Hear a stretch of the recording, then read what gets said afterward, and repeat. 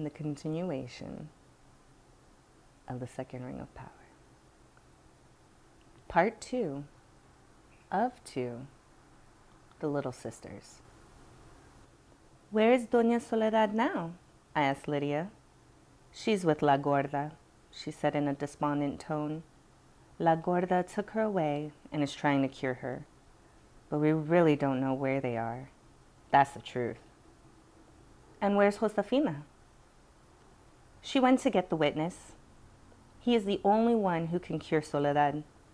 Rosa thinks that you know more than the witness, but since you're angry with Soledad, you want her dead. We don't blame you. I assured them that I was not angry with her, and above all, I did not want her dead. Cure her then, Rosa said in an angry, high-pitched voice. The witness has told us that you always know what to do, and the witness can't be wrong. And who in the devil is the witness? Nestor is the witness, Lydia said, as if she were reluctant to voice his name. You know that. You have to. I remembered that during our last meeting, Don Gennaro had called Nestor the witness. I thought at the time that the name was a joke or a ploy that Don Gennaro was using to ease the gripping tension and the anguish of those last moments together. That was no joke, Lydia said in a firm tone.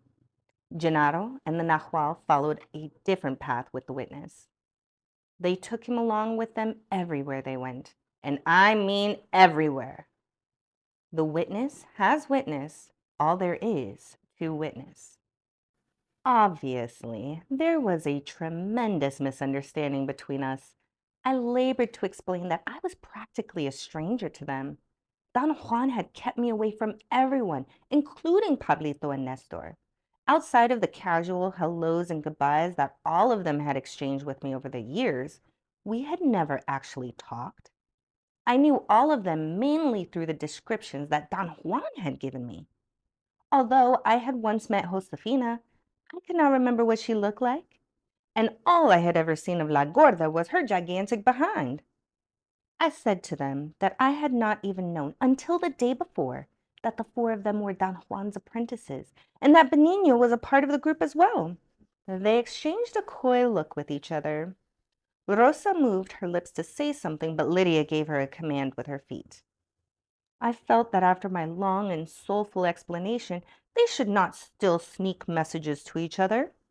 My nerves were so taut that their covert foot movements were just the thing to send me into a rage. I yelled at them at the top of my lungs and banged on the table with my right hand. Rosa stood up with unbelievable speed, and I suppose as a response to her sudden movement, my body, by itself, without the notice of my reason, moved a step back, just in time to avoid by inches a blow from a massive stick or some heavy object that Rosa was wielding in her left hand.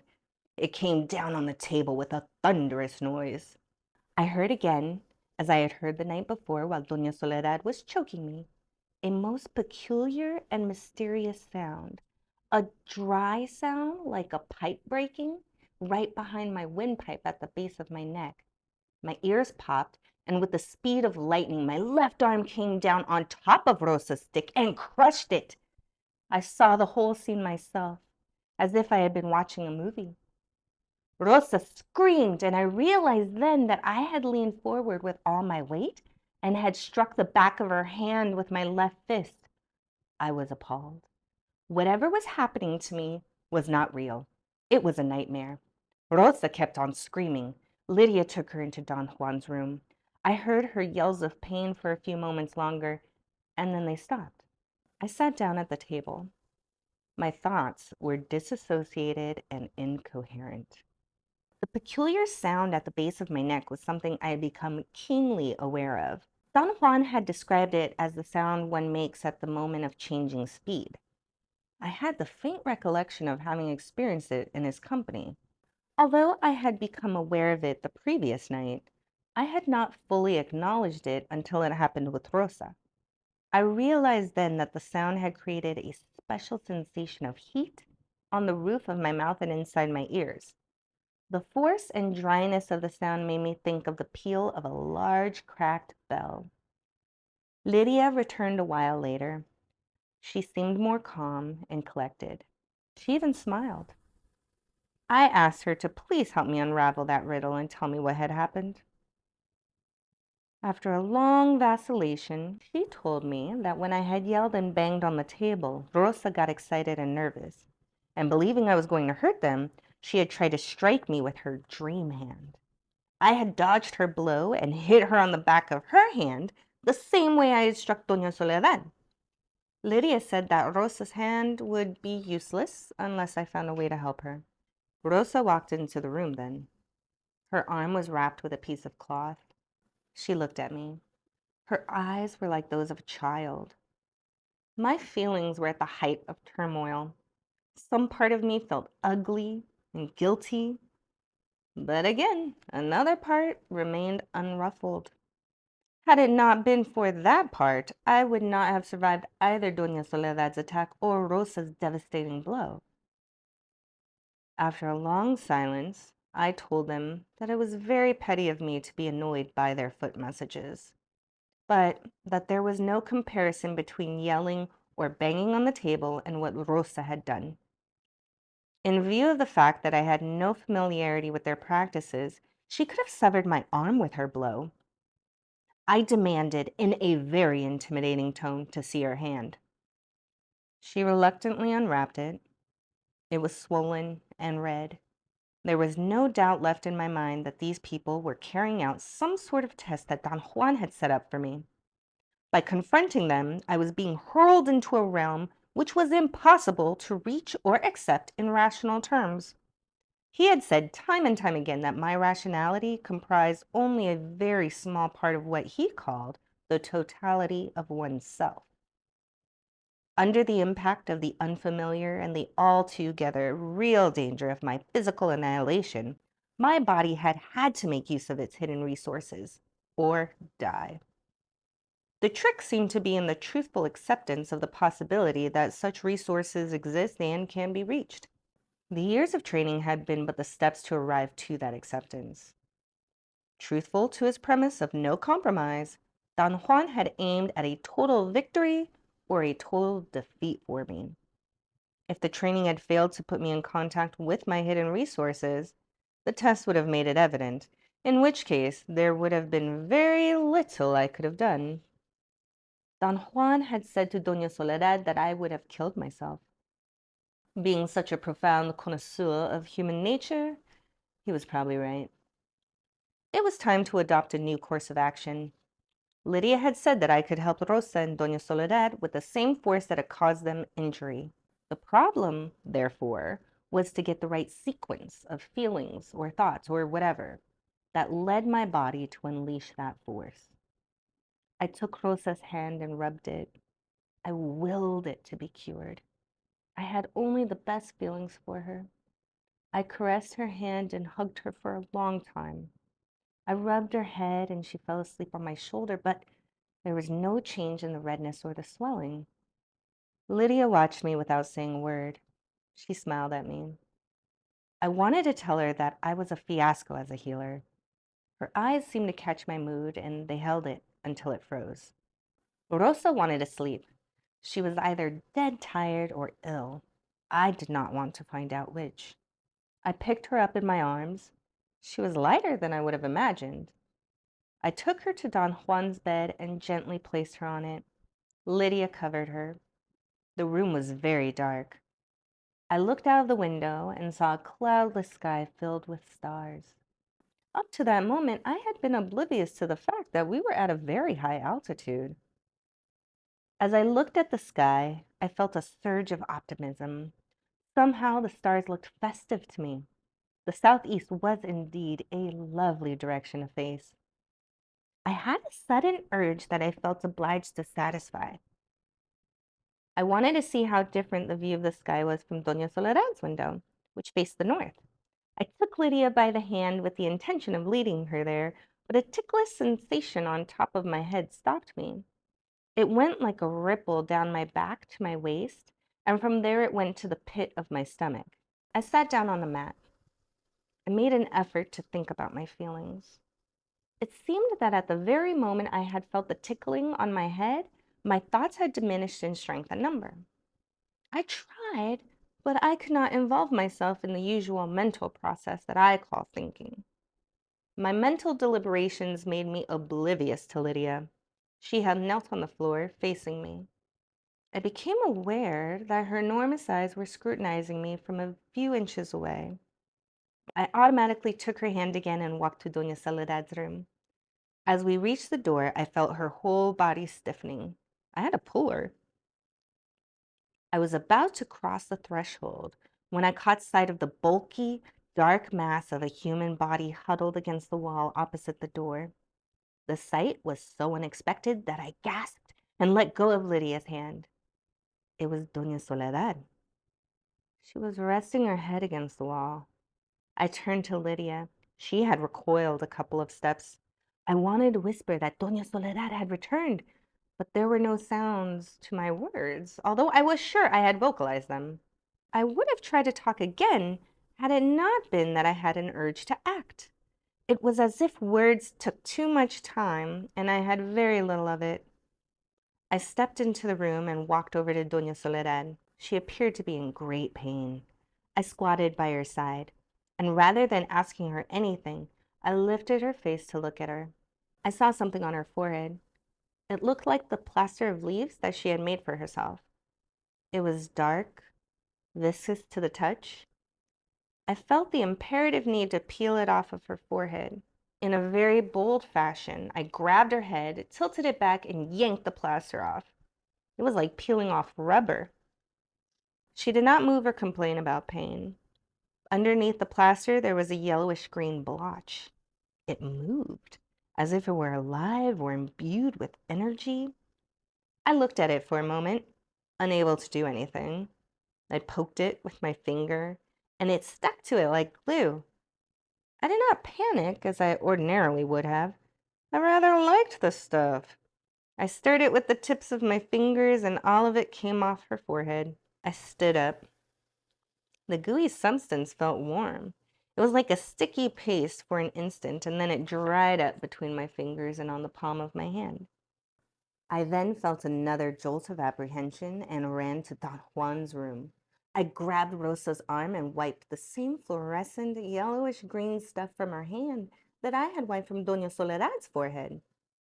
My heart was pounding so hard that I could hardly stand on my feet. I wanted to lie down, but something in me pushed me to the window and made me jog on the spot. I cannot recall how long I jogged there. Suddenly, I felt that someone was wiping my neck and shoulders. I became aware then that I was practically nude, perspiring profusely. Lydia had a cloth around my shoulders and was wiping the sweat off my face. My normal thought processes came back to me all at once. I looked around the room. Rosa was sound asleep. I ran to Doña Soledad's room. I expected to find her also asleep, but there was no one there. Lydia had trailed behind me. I told her what had happened. She rushed to Rosa and woke her up while I put on my clothes. Rosa did not want to wake up. Lydia grabbed her injured hand and squeezed it. In one single springing movement, Rosa stood up and was fully awake. They began to rush around the house, turning off the lanterns. They seemed to be getting ready to run away. I wanted to ask them why they were in such a hurry when I realized that I had dressed in a great hurry myself. We were rushing together. Not only that, but they seemed to be waiting for direct commands from me. We ran out of the house carrying all of the packages I had brought. Lydia had advised me not to leave any of them behind. I had not yet assigned them, and they still belonged to me. I threw them in the back seat of the car while the two girls crammed into the front. I started the car and backed up slowly, finding my way in the darkness. Once we were on the road, I was brought face to face with the most pressing issue. Both of them said in unison that I was the leader. Their actions were dependent on my decisions. I was the Nahua. We could not just run out of the house and drive away aimlessly. I had to guide them. But the truth was that I had no idea where to go or what to do. I turned casually to look at them. The headlights cast a glare inside the car, and their eyes were like mirrors that reflected it. I remembered that Don Juan's eyes did the same. They seemed to reflect more light, than the eyes of an average person. I knew that the two girls were aware of my impasse. Rather than making a joke about it in order to cover up my incapacity, I bluntly put the responsibility of a solution in their laps. I said that I lacked practice as the Nahual and would appreciate it if they would oblige me with a suggestion or a hint as to where to go. They seemed disgusted with me.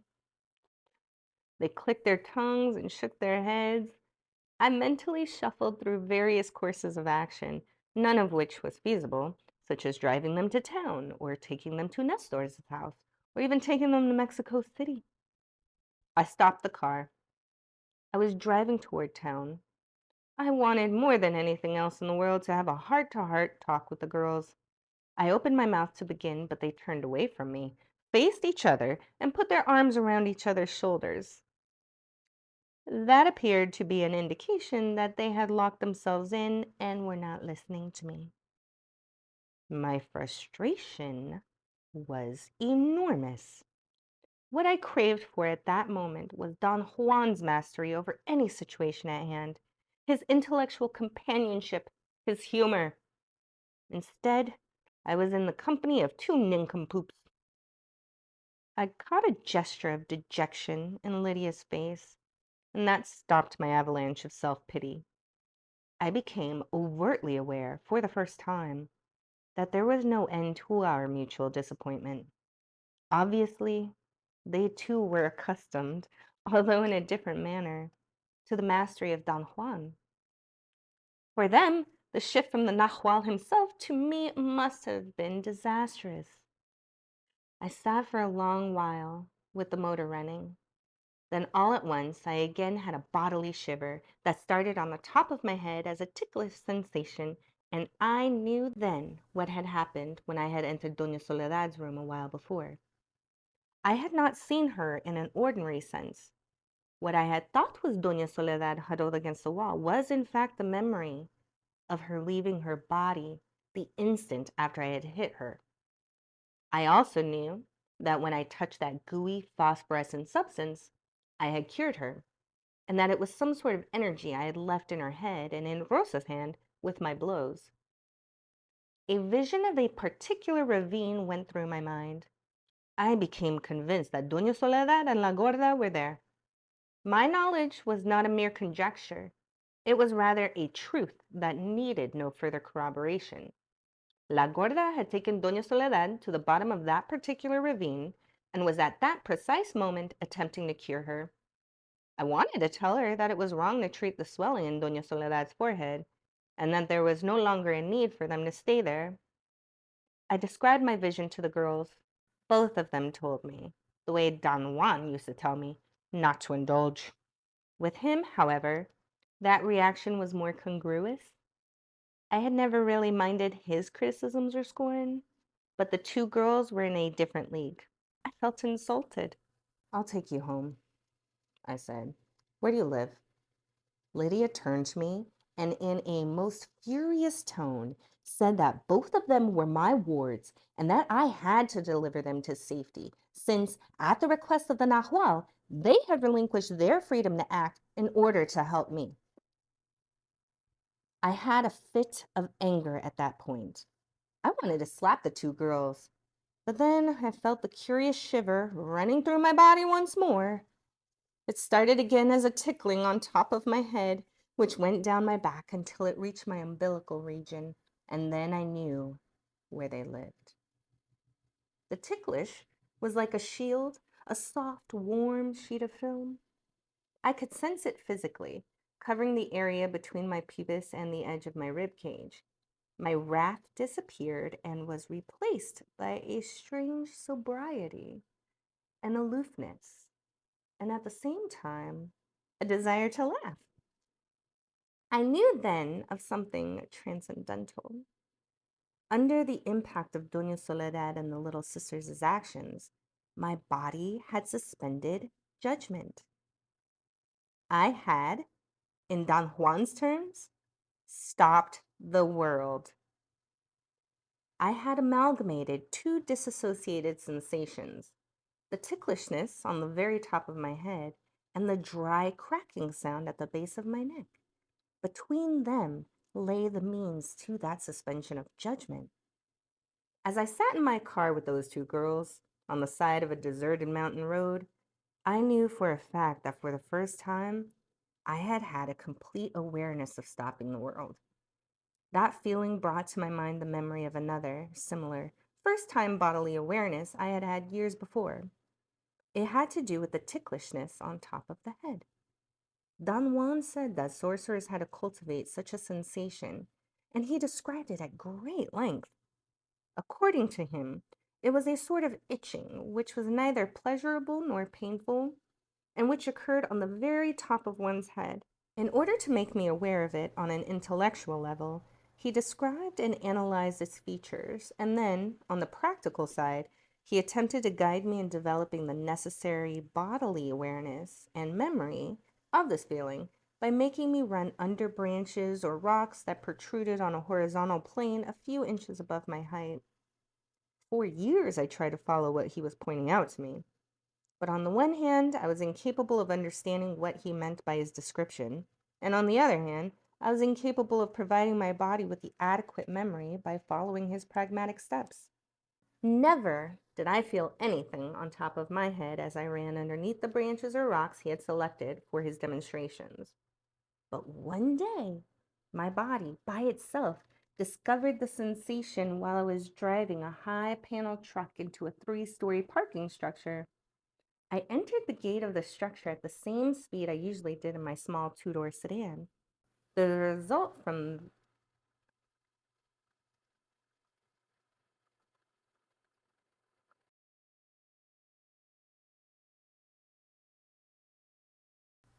I'm gonna stop there. You know what I love about this, which I haven't really heard until getting here? This ticklish sensation at the top of the head. I experienced that. I've associated it to mean like someone was checking me out, right? Because that's usually what I'm noticing, like, but it has been happening more frequently. And I'll kind of like look around because I'm expecting to see some dude or something, and like there's no one. It's like, okay, I just notice it and move on. But y'all notice this?